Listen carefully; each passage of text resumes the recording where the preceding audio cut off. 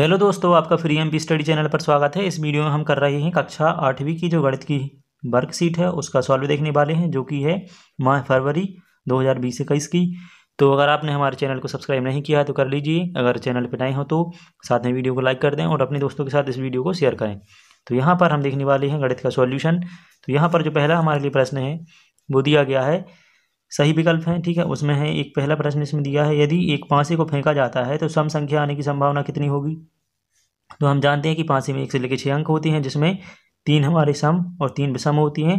तो सम अंक आने की प्रायिकता में क्या आ जाएगा, मतलब कि सम संख्याओं की संख्या बटे और टोटल अंक, ठीक है। तो टोटल होती है कितने, 6, और सम संख्या होती है कितने, 3। तो ये हमारा पहला वाला आंसर सही हो जाएगा, 3/6। तो यहाँ पर हम लिख देंगे ए में 3/6, ये वाला आंसर हो जाएगा 3/6। इसके बाद में हमारा दूसरा प्रश्न आता है, जिसमें एक चित्र बनाया गया है और हमें इसका मतलब क्षेत्रफल बताना है। तो हमारा भी आंसर का सही हो जाएगा, ठीक है। तो यहाँ 5x गुणित 3y, क्योंकि हम जानते हैं कि आयत का जो क्षेत्रफल होता है लंबाई गुणित ऊंचाई होता है या चौड़ाई होता है, ठीक है। लंबाई गुणित चौड़ाई क्या होता है, इसका क्षेत्रफल होता है। तो यहाँ पर क्या आ जाएगा, हमारा बी नंबर का आंसर इसमें सही हो जाएगा 5x × 3y। तो 5x गुणित 3y सेंटीमीटर। तो ये हो जाएगा इसका आंसर। नेक्स्ट क्वेश्चन देखते हैं। तो इस चित्र में बताया गया हमारे लिए एक मतलब कि घन है, जिसमें हमारे लिए डाइस की क्या बतानी है, शीर्षों की संख्या बतानी है। तो यहाँ पर शीर्षक कितनी होती हैं, 1 2 3 4, और चारों साइड होगा तो कितने होंगे, 8 शीर्षक हो जाएंगे। तो यहाँ पर बी नंबर का आंसर सही हो जाएगा। तो 8 शीर्षकों की संख्या हो जाएगी, ठीक है। इसके बाद में हमारा नेक्स्ट प्रश्न, जिसमें दिया गया है एक आकृति है और हमें अनुमानित क्षेत्रफल बताना है।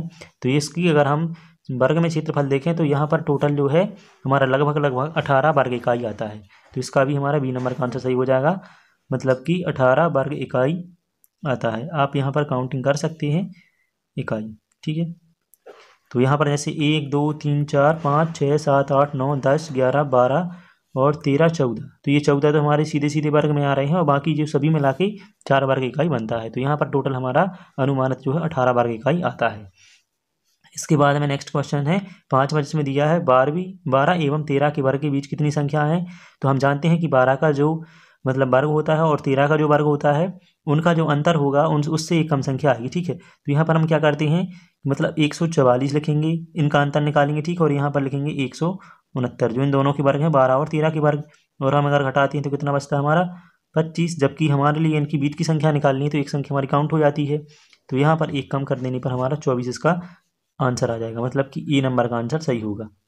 तो ये इसका आंसर है। इसके बाद देखते हैं हमारा नेक्स्ट क्वेश्चन। तो अगला प्रश्न है प्रश्न नंबर दूसरा, जिसमें दिया रिक्त स्थानों की पूर्ति कीजिए।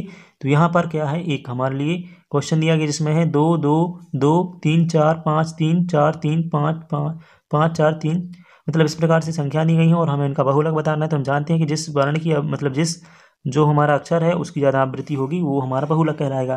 तो यहाँ पर हम काउंट करते हैं तो हमारा जो 3 है वो 4 बार आया है, इसका मतलब कि यहाँ का जो बहुलक है वो 3 हो जाएगा, ठीक है। तो ये बहुलक हो जाएगा 3। इसके बाद में है कि एक कार 1 लीटर पेट्रोल में x + 2 किलोमीटर चलती है, तो वह 22 लीटर पेट्रोल में कितनी चलेगी। तो अगर हम 22 लीटर मतलब कि यहाँ पर अगर 5 रखते हैं तो यहाँ पर 5 का गुणा हो जाएगा, ठीक है, क्योंकि 1 का गुणा होगा तो कितनी चली, मतलब 1 लीटर में x + 2 किलोमीटर। इसी तरह से अगर हम बाई की जगह पर 10 रखते हैं तो ये 10 किलोमीटर, मतलब 10 × x + 2 चलेगी। तो यहाँ पर कितना चलेगी, 22 × x + 2 किलोमीटर चलेगी, ठीक है। तो यहाँ पर किलोमीटर लिख देते हैं। तो ये हो जाएगा इसका सही आंसर। इसके बाद में हम 13वां देखते हैं, मतलब तीसरा प्रश्न देखते हैं कि त्रिविमीय आकृति में खाली स्थान आकृति व किनारों का अभाव होता है। तो ये आपके लिए कमेंट में बताना है इसका आंसर, ठीक है। फिर नेक्स्ट है, यदि किसी वर्गाकार आकृति की भुजा का माप तिगुनी कर दिया जाए तो उसका क्षेत्रफल कितना हो जाएगा। तो यहाँ पर हमारा आंसर आएगा 9 गुना, ठीक है। तो जो क्षेत्रफल है वो 9 गुना हो जाएगा, और अगर हम वर्गाकार की भुजा को तिगुनी कर देते हैं तो। इसके बाद में है नेक्स्ट क्वेश्चन कि 7000 के वर्गों में शून्यों की संख्या खाली स्थान होगी। तो 7000 के वर्गों में वर्गों मतलब शून्यों की संख्या, तो यहाँ पर अगर हम इसका वर्ग करते हैं तो 49 हो जाएगा, और 00 मतलब 00 पहले से थे और 00 ऐड हो जाएंगी, तो यहाँ पर 4 हो जाएगी, ठीक है। तो ये 4 हो जाएगी यहाँ पर। इसके बाद में है नेक्स्ट क्वेश्चन, निम्नलिखित प्रश्नों को हल कीजिए। तो जिसमें दिया है कि एक विद्यार्थी अपने विद्यालय के मैदान में वृत्ताकार पथ पर, जिसका व्यास 42 मीटर है, पर दौड़ता है, वह 7 चक्करों में कितनी दूरी तय करेगा। तो यहाँ पर क्या है, 42 मीटर व्यास है और अगर वो 7 चक्कर लगाता है तो इसका मतलब वो 7 बार 42 मीटर को मतलब 42 मीटर का राउंड लगाएगा। तो यहाँ पर हम क्या कर देंगे, मतलब 42 मीटर को 7 से मल्टीप्लाई कर देंगे। तो यहाँ पर 42 मल्टीप्लाई बाय हो जाएगा 7। तो ये हो जाएगा हमारा 7 दूनी 14 और 7 चौको 28 और एक पहले से था 28 और 29, तो 994 किलोमीटर, मतलब कि हमारा जो व्यास था वो मीटर में था, तो यहाँ पर मीटर आ जाएगा। तो इसका आंसर आ जाएगा 294 मीटर। तो यहाँ पर आप लिख सकते हैं कि विद्यार्थी जो है वो 294 मीटर की दूरी तय करेगा अगर वो मतलब 42 मीटर के राउंड के 7 चक्कर लगाता है तो यहाँ पर आ जाएगा, अतः विद्यार्थी 294 मीटर दूरी तय करेगा। यहाँ पर इसका आंसर होता है। अब देखते हैं अगला प्रश्न। तो यहाँ पर है दूसरा प्रश्न जिसमें दिया है एक मतलब हमारे लिए परसेंट में भाषा बताई गई है कि कौन सी भाषा कितनी बोली जाती है। फिर बताया गया कि उपरोक्त पाईग्राफ को देखकर निम्न प्रश्न को उत्तर देनी है। तो यहाँ पर पाईग्राफ ही दिखाया गया है। इसके बाद में हमारे प्रश्न दिए गए हैं कि कौन सी भाषा सबसे अधिक बोली जाती है। तो यहाँ पर हम देख सकते हैं कि 90% सबसे अधिक है, इसका मतलब हिंदी सबसे ज़्यादा बोली जाती है क्योंकि ये 90% है। तो यहाँ पर आंसर हो जाएगा हमारा हिंदी 90%। फिर है अगला प्रश्न, यदि उपरोक्त भाषाओं को बोलने वाले विद्यार्थियों की संख्या 720 हो तो तमिल भाषा बोलने वाले विद्यार्थियों की संख्या ज्ञात कीजिए। तो अगर हमारे यहाँ पर सभी विद्यार्थियों की जो संख्या अगर 720 है तो तमिल बोलने वालों की संख्या पता करनी है। तो यहाँ पर है 55%।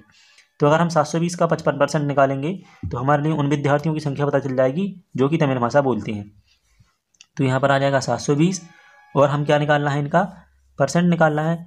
तो कितना निकालना है, 55%। तो 720 का 55% लिखते हैं, 55%।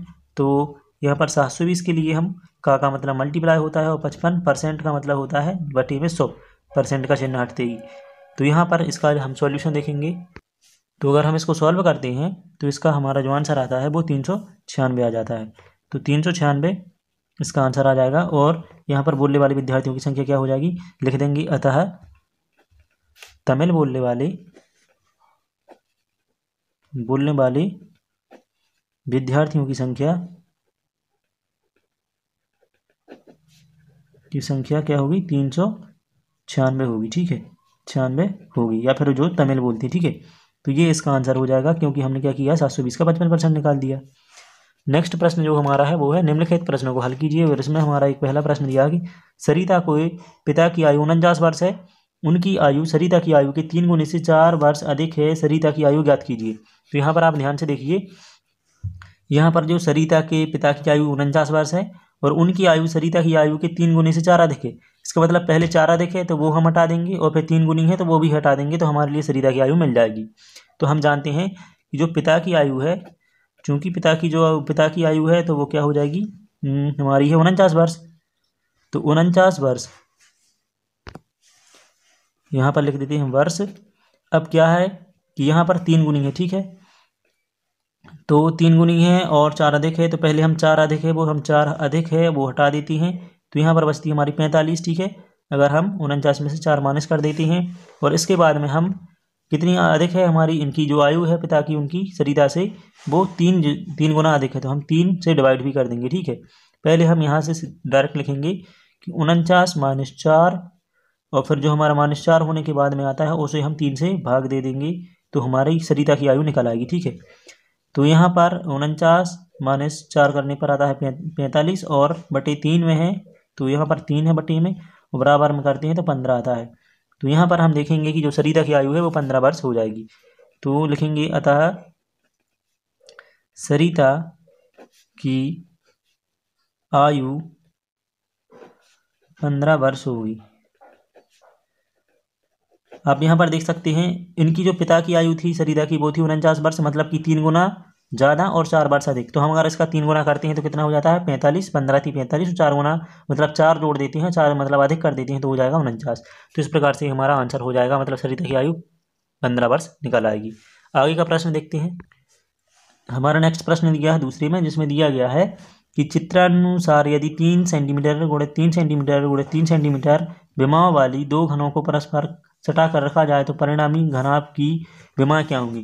तो यहाँ पर हम देख रहे हैं चित्र में कि एक घनाभ की विमा कैसी है। ठीक है, मतलब कि 3 मीटर हमारी ये लंबी है, फिर 3 मीटर हमारी चौड़ी है। ठीक है, और 3 मीटर हमारी ऊंची है, 3 सेंटीमीटर सॉरी। तो अब हम अगर दोनों को सटा कर रखते हैं तो यहाँ पर हमारा क्या हो जाएगा, यहाँ पर हो जाएगा सटा कर रखने पर ये हो जाएगी 3 और 3 6, क्योंकि दोनों आपस में सट गए। लेकिन यहाँ पर भी हमारी 3 रहेगी और ऊंचाई भी फिक्स 3 ही रहेगी। तो यहाँ पर हम लिख सकते हैं कि जो अब हम मतलब कि दोनों सटे हुए घनाभ की हैं जो भुजाएं लिखेंगे तो उनका अनुपात यहाँ पर देख सकते हैं। तो यहाँ पर लिखेंगे अतः सटे हुए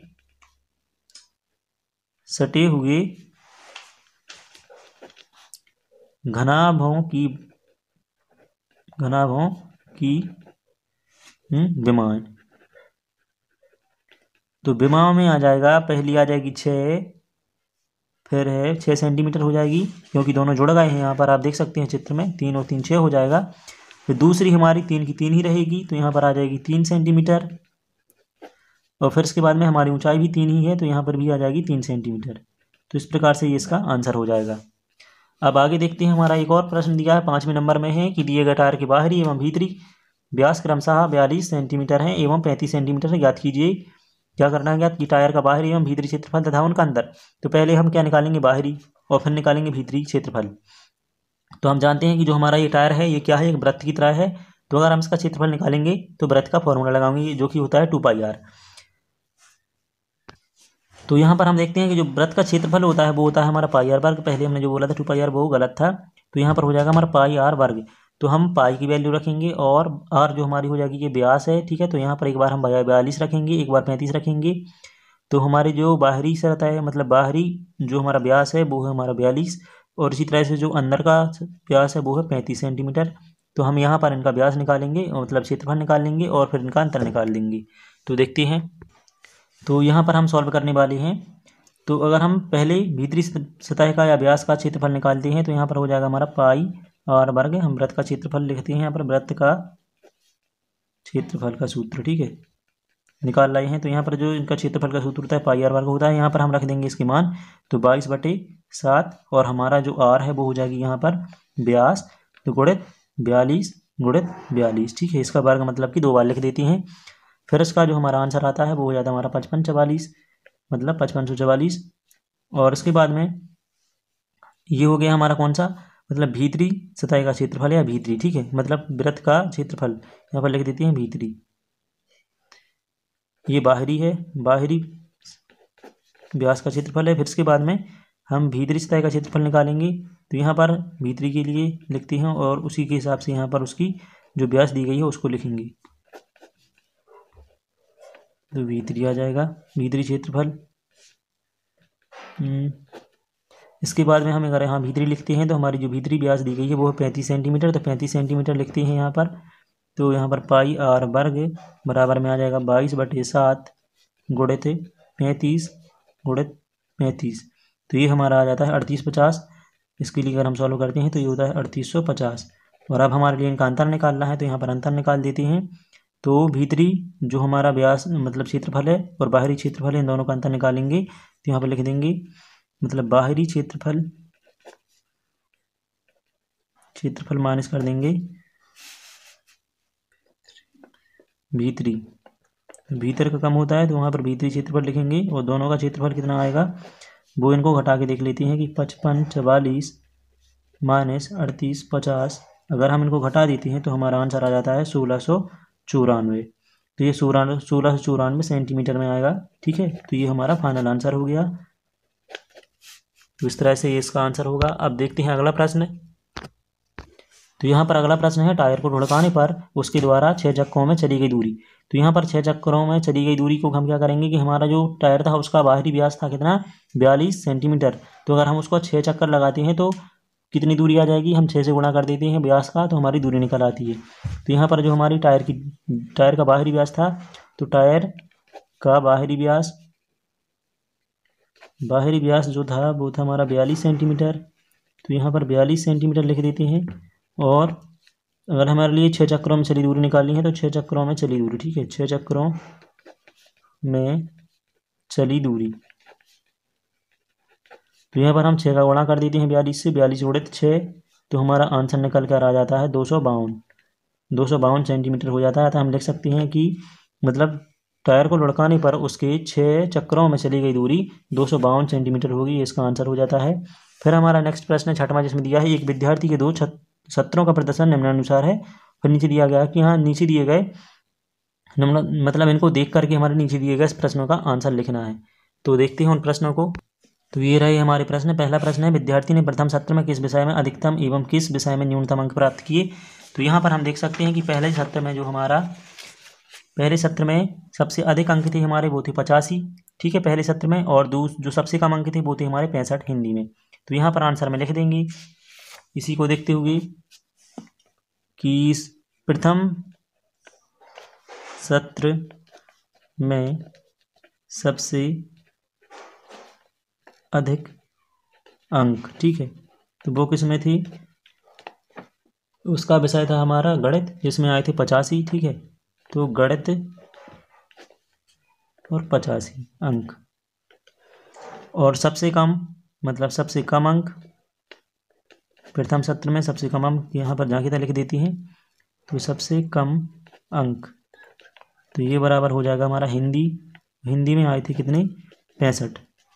तो यहाँ पर 65 अंक, ये हो जाएगा इसका आंसर। इसके बाद में है, विद्यार्थी का गणित विषय के प्रदर्शन में सुधार का प्रतिशत क्या है ज्ञात कीजिए। तो यहाँ पर जो सुधार का प्रतिशत है, पहले में हमारे 85 आए थे और सेकंड में आए थे 95। तो यहाँ पर सुधार का प्रतिशत है जो 10 आ जाएगा, ठीक है, मतलब इन दोनों की जो बीच का अंतर है वो 10 हो जाएगा। तो इसके लिए मतलब इम्प्रूव करने की जरूरत है 10 अंक के लिए। तो इस प्रकार से इसके आंसर हो जाएंगे। अब देखते हैं वर्कशीट। तो यहाँ पर रही आपकी प्रोजेक्ट कार्य, ठीक है। तो प्रोजेक्ट कार्य में पहला प्रश्न मतलब क्या बताया गया है कि विद्यार्थी अपने घर या आसपास के परिवेश से कम 5 वृत्ताकार वस्तुओं का चयन करें और चयनित वस्तुओं की त्रिज्या, व्यास एवं परिधि का मापन करें और उपरोक्त मापों की सहायता से निम्नलिखित सारणी को पूरा करें। तो यहाँ पर हमारे लिए क्या करना है, वस्तु का नाम लिखना है, जैसे माँ के हाथ की चूड़ी, बहन के हाथ की चूड़ी और रोटी, प्लेट और थाली।